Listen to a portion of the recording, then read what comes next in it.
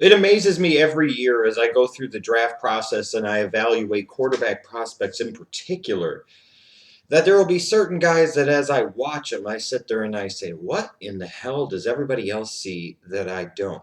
What the hell are they talking about with this guy? And then on the flip side, I see other guys and I sit there and say, what the hell is everybody not seeing that apparently I am? Now, sometimes those other people are right, and sometimes I'm right. Sometimes those other people are wrong, sometimes I'm wrong as well. But when I look at David Fales from San Jose State, I see a guy that is somewhat underrated, not overrated, like some other quarterback prospects. He's actually a bit underrated, and I wonder if he played at a bigger school, would we be hearing more buzz about him as a first round pick for this 2014 NFL draft? Because as I watched this kid, there were a lot of things for me to like on film. Now, he didn't have the strongest arm out of the quarterbacks that I've watched, that's for sure.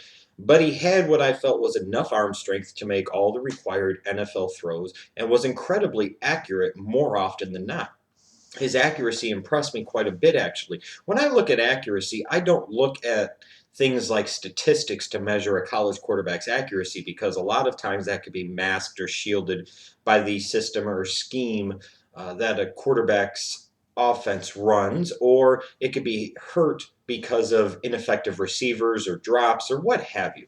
So I try to look at a quarterback, where they throw the ball placement, throwing people open, those type of things. That's how I measure accuracy. And I looked at David Fales, and I actually, believe it or not, saw one of the more accurate quarterbacks in this 2014 NFL draft. I think he has incredible pocket presence, better than I anticipated. He also has better mobility than I remembered him having in the 2012 season. This was a guy that I thought heading into this 2013 college season could potentially play himself into being a first round pick. I've been a little surprised, frankly, that that didn't happen. But his pocket presence really good. He has the ability to extend plays with his feet and gain some yards on the ground. Now he's not a burner and he's not going to create big, huge plays with his feet. But in today's NFL, where you want to have somebody that can hurt you both with their arm and their feet, Fales does just enough and a little bit more to be able to keep defenses honest. So I like that about him. I think he's a really good decision maker. I didn't see him make a ton of terrible decisions when he was throwing the ball in 2013 and even going back to 2012. And I like his mechanics too. I think his mechanics are very solid. In terms of things that I think David Fales needs to work on, he could stand to have a stronger arm. So obviously he's going to need to get into an NFL strength and conditioning program and try and strengthen up that arm to give it more zip, to be able to make the required NFL throws easier, especially things like the deep outs and the deep post and the big bomb patterns, the fly patterns, the nine patterns down the field. But it's those deep outs and those deep posts, I think, that are the most critical of all NFL throws. Because if you can make those throws comfortably with both touch and zip 20 to 25 yards down the field, it's really hard for an opposing defense to game plan against you and stop you. His field vision could use some work. I've seen times where David Fales shows an ability to be able to go through his progressions, but a lot of times it does seem like he tends to lock onto one receiver and he sticks with it no matter what. Now, you could say that about a lot of college quarterbacks. You can say that about a lot of college quarterbacks in part because that's their system.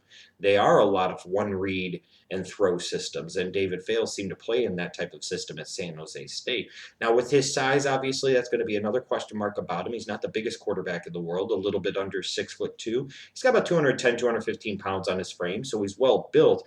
But with that size and smaller than ideal hands, there will be questions about ball security and whether or not he's going to have fumbling issues in the NFL. There's also going to be some questions, obviously, about whether or not he could see over the offensive and defensive line, see the throwing windows down the field, and then a little bit of question about his durability, even though he seemed to stay relatively healthy to me and is pretty well built and doesn't play a reckless style that would necessarily indicate to me that he's going to have a lot of injury troubles in the NFL, in part two, because I feel like he has really good pocket presence and understands when to make the throw and when to get the hell out of Dodge.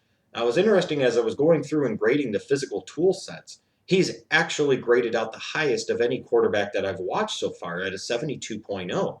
My NFL comparison for him would be Nick Foles. Foles was a guy that I was very big on heading into the 2012 draft, and people that watch me probably remember that.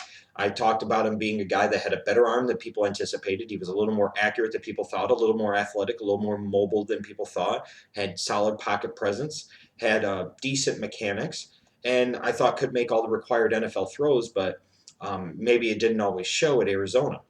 When I look at David Fales, I see a lot of Nick Foles in his game, and now heading into the 2014 NFL draft based off the 2013 NFL season, being compared to Nick Foles is no slight at all. In fact, that's probably a good thing.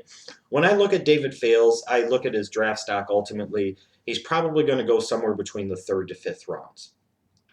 And, Foles was a third round pick in 2012, just like Russell Wilson was. So that doesn't mean the guy can't be an NFL starter and can't be a good one. I think he can be an NFL starter, and I think he could be a damn good one. If I was a team looking for a young quarterback as early as the early second round, I would be looking at David Fales as a guy that maybe I wouldn't have a lot of pressure to play him in 2014, but I would be looking at him as a guy that could potentially take over in 2015. He's a guy that I think would fit very, very well in a team that would run the West Coast offense. If he plays in a more vertical based passing attack, I don't think that's a good fit, and I don't think that's the best utilization of his skill sets. A team that stands out to me as somebody that should be looking at a David Fales would be somebody like my Chicago Bears, a system that's supposed to be based off of making reads and making quick decisions and accurate throws. And that's a type of system that I think David Fales fits best into, something like maybe a Nick Foles. So again, I was a little bit surprised when I went through my grading system. As I was watching David Fales, I'm like, man, this guy's a lot better than a lot of the quarterbacks that I have watched so far. And that's true. I was surprised that physical wise, he graded out the best out of everybody that I've done so far. I don't think he's the best quarterback in this 2014 NFL draft class, but I definitely put him in my top five, that's for sure. As far as where I ultimately rank him, when I get through with all the quarterbacks, I will do a quarterback big board, and you will know exactly where I rate David Fales and every other quarterback in this 2014 NFL draft class. Up next, I will be talking about the starter for Alabama for the past 3 years, a highly decorated player in A.J. McCarron.